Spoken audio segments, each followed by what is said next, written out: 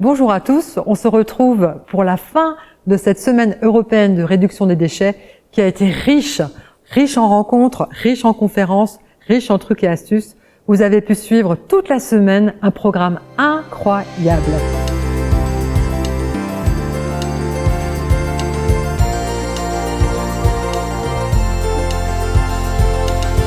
Je suis avec Loïc Richard, vice-président N2A, délégué à la transition environnementale. Bonjour.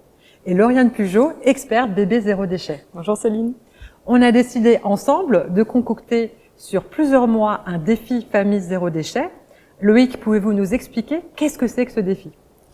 Avant tout, l'objectif de ce défi, c'est de préserver la planète et surtout nos ressources.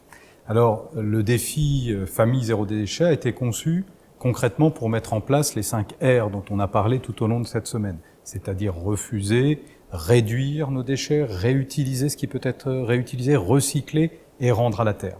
Chacun peut, à travers ce défi, mettre en œuvre des ateliers, fabriquer soi-même, peser ses déchets, adopter de nouvelles pratiques et au final, faire des économies. Avec un programme fort, effectivement, puisque les familles seront accompagnées de temps forts, de moments de rencontre. Il y aura également des ateliers produits ménagers, ateliers hygiène et cosmétiques. Lauriane, tu animeras l'atelier bébé zéro déchet. En quoi consiste-t-il ? Alors l'atelier bébé zéro déchet consiste à présenter différents types de couches lavables aux familles, leur montrer comment les choisir, les entretenir, mais aussi comment réduire les déchets dans toutes les autres thématiques qu'on peut aborder avec un enfant. Et le plus, cette année, pour la 2e fois, on aura un prêt de couches lavables auprès d'une dizaine de familles volontaires.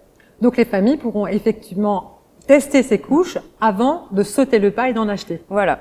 Donc je vous propose de regarder un reportage sur une famille, car qui peut mieux témoigner de cette aventure qu'une famille qui a participé à un défi famille zéro déchet. Je m'appelle Marc Namur, j'habite à Kingersheim et je suis enseignant. Ma famille se compose de 4 personnes, ma femme Céline, mes 2 enfants Cyril et Aurélien. On a choisi de participer au défi pour le côté envie de réduire nos déchets, le petit côté défi pour s'amuser, parce qu'on sentait que c'était quelque chose à faire, on avait envie. Dans le défi, tout le monde s'est beaucoup impliqué, aussi bien les enfants que ma femme et moi-même. Nous avons réduit nos déchets au niveau des brins à peu près de la moitié. On avait 3 sacs jaunes, on est passé à 0,5 au meilleur moment, puis après on est remonté à 1, 1,5. Donc on a fait à peu près 50%, voire plus, de réduction des déchets. Le défi nous a permis de faire des économies, c'est certain. On a fait les courses en vrac avec des sachets tissus. On a abandonné un peu plus le plastique. Certaines courses qui étaient avant suremballées, ça on a un peu arrêté. En faisant nos savons, en faisant notre lessive, on a forcément fait des économies.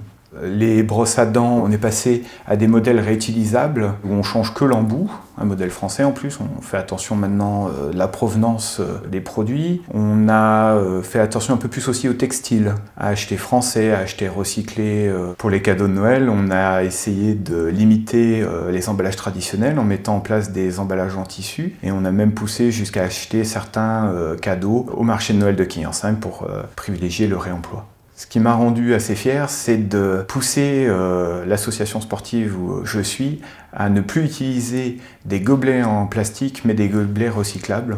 Il ne faut pas hésiter à se lancer dans le défi parce qu'on apprend tous les jours, c'est vraiment sympa, on découvre des gens intéressants. En quelque sorte, je peux être un ambassadeur du zéro déchet quand au quotidien je le fais et que j'essaye, quand je suis avec d'autres, de leur faire prendre conscience qu'il faut réduire les déchets et qu'il y a d'autres façons de faire.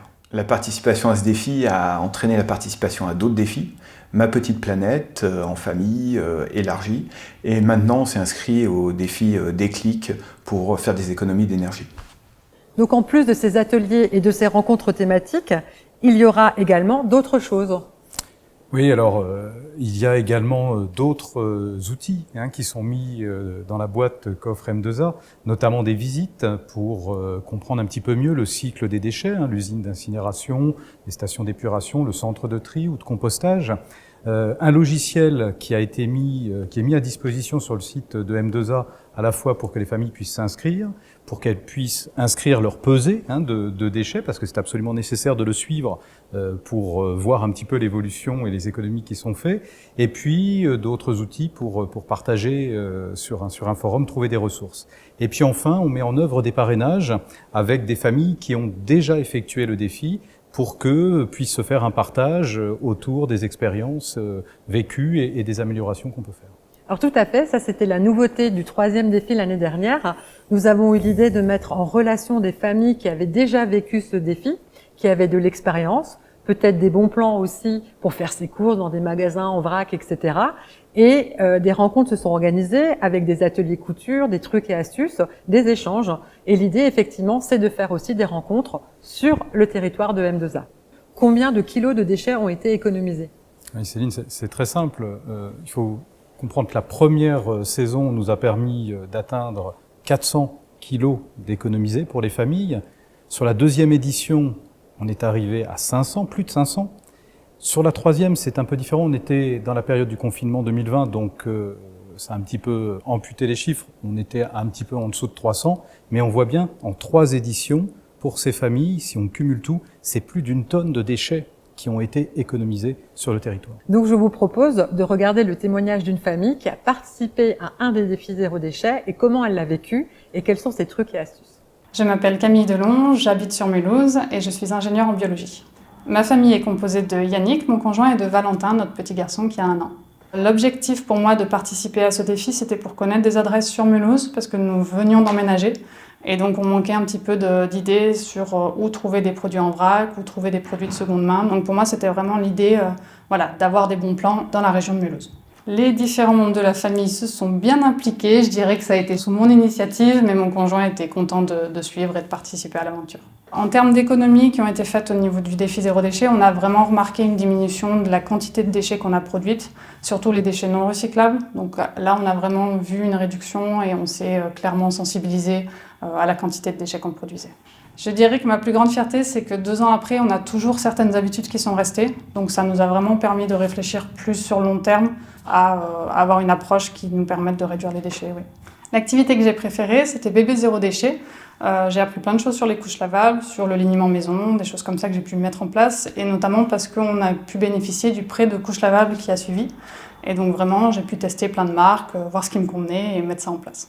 Aux familles qui hésitent à se lancer dans l'aventure, je dirais qu'il faut y aller, qu'il ne faut pas se mettre des objectifs inatteignables. On commence une étape après l'autre et puis on avance comme ça et tout va bien se passer. J'ai choisi d'être marraine pour d'autres familles parce que c'était pour pouvoir rencontrer du monde qui était dans la même démarche, pouvoir les aider à mettre en place certaines choses quand ils étaient bloqués. Et puis ce que j'ai particulièrement apprécié, c'est de les rencontrer, de les recevoir à la maison pour mettre en place un atelier couture zéro déchet. Donc ça, c'était vraiment sympa. Je me considère pas tellement comme une ambassadrice zéro déchet. Je pense qu'il faut me donner quelques années de plus pour vraiment maîtriser le sujet. Donc avec du suivi, des ateliers, des rencontres, des visites, c'est tout à fait possible. Quand on a envie de se lancer dans la réduction des déchets, M2A est là. Merci Loïc Richard, merci Lauriane Pugeot. Je vous donne rendez-vous sur le site mulhouse-alsace.fr ou la page Facebook de M2A pour vous inscrire à ce nouveau défi Famille Zéro Déchet. Ainsi s'achève cette semaine incroyable. J'étais ravie de passer ces merveilleux moments avec vous. Des interviews, des reportages, des recettes, des trucs et des astuces. Mais n'oubliez pas, les bons gestes vers le zéro déchet, c'est toute l'année. En attendant, restez connectés sur la page Facebook de M2A, commentez, likez, partagez tous nos événements et très bon week-end à tous.